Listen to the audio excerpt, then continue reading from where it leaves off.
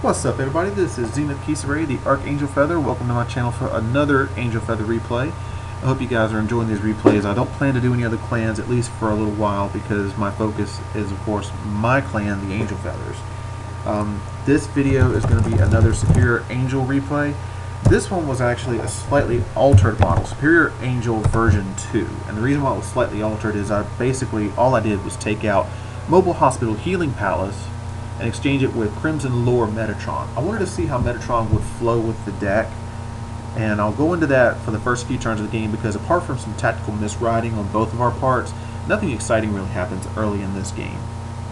So this one was against Shadow Paladins. In particular, I ended up facing against Diablo. Now, in regards to the synergy with Metatron in this deck, Metatron really didn't work with this deck as well as I had hoped for several reasons. The first one being Metatron's great as a vanguard, not so much as a rear guard. She's a vanilla on a rear guard circle, and the Metatron having the vanguard skill would mean I'd have to forfeit stride in order to utilize it. So while I might be able to get a +2 with bomber and Primus skills, that in the long run wouldn't really be as effective as a stride most times. Whereas Mobile Hospital, while it might not be what I want on the vanguard circle, as a rear guard, it's great for having that on-hit pressure because my opponents will see me get more units out for more attacks and such if Mobile Hospital hits, so they're more inclined to guard it.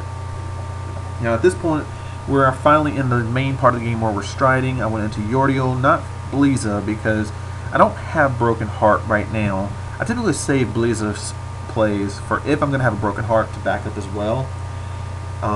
Otherwise, I'll go into Uriel to try and build up presence. I know that Bliza is a great way to set off Generation Break early for Gabrielle, but it doesn't always benefit as much as one would think. There are definitely times when you can go without Bliza and still play just fine. The power boost is negligible. Now he's went into Aura Geyser, the usual first play, because it helps him thin the deck out a little bit more. Now one thing I'll note is he has a lot of draw trigger in this deck. I think that was ultimately his downfall, because if he would have had fewer draws and more criticals, I probably would have taken more damage in the long run. Being at 4 damage with Raphael, I'm able to heal down to 3, which was definitely good, as you'll see in an upcoming turn. The stride for this turn, I decided to bring out a Metatron because I've got nothing else to go on the offensive with, hardly, and I want to use my life forces. I've got 3 in hand. I start resetting my counter blasts at this point because I definitely want more face-up cards for more options as I stride with Gabrielle more and more. Plus, putting Sentinels back in the deck gives me a better chance to hit him on drive check. So at this point, I went ahead and swung at my opponent, and he guards everything, but because he's actually lacking Sentinels right now, he's not hitting them on any of his drives or draws, so he's having to put out a lot of shield to defend himself. And that's actually part of the luck for me in this game, in that I'm able to hold him off so well. He's not hitting Sentinels. Now, here's where I mess up. I only have 2 rear guards, and I know this guy runs Diablo. I cannot believe I made the mistake of not calling more units to protect myself from it. He ends up killing Metatron with a rear guard attack, and I block his rear guard because I'm at 3 damage. If I let him put me to 4, that's certain death. And he attacks with Diablo. I have to take the hit. Thankfully, again, he hits no criticals. If he would have had more earlier, I probably would have lost at this point. So now things get interesting since I'm at 5 damage and survive. I go into Raphael for a second time, and here's where it gets a lot more fun because Harut shows up in the damage zone and also Medical Bomber. I call out a field and start attacking my opponent. I've turned Angel Feathers at this point into an Aqua Force model because now I'm attacking with Medical Bomber unboosted, Harut boosted, call out another Harut, just all out attacking my opponent for a total of 5 attacks thanks to a stand trigger.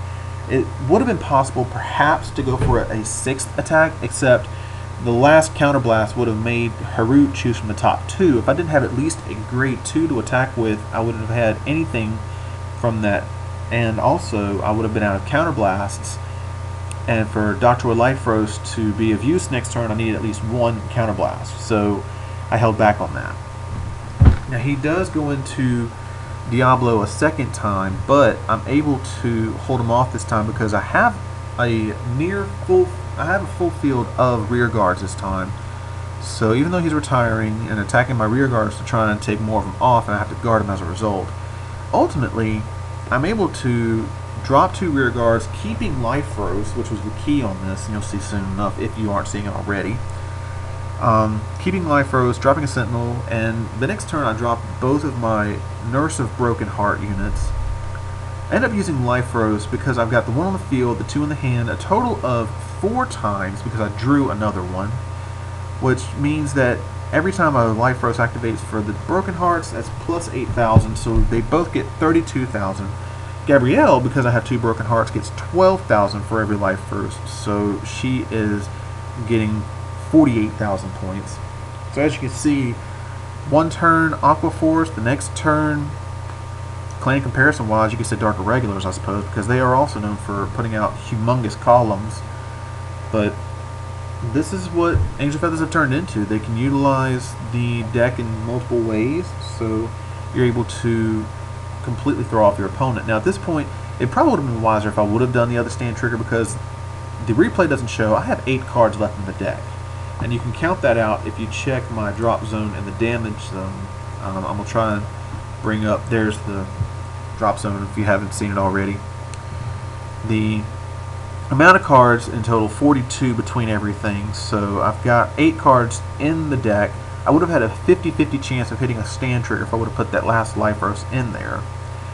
So that's just further proof that life rose is probably one of the best stand triggers in the game, and it was especially good to give to Angel Feathers because if you're in the latest part of the game, your deck is really small and you've kept from using the life rose for guarding, you have a really good chance of hitting them. And if you have Nurse or Pegasus or even Thousand Ray, that can be pretty devastating for your opponent. So that's all for this episode. I hope you guys are really getting inspired by all these moves.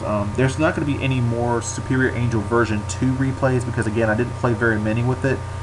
Learned that Metatron just wasn't good for the deck. I stuck with Healing Palace afterwards. But leave a comment, hit the like button, share, subscribe, whatever you guys want to do. And until next time, signing out.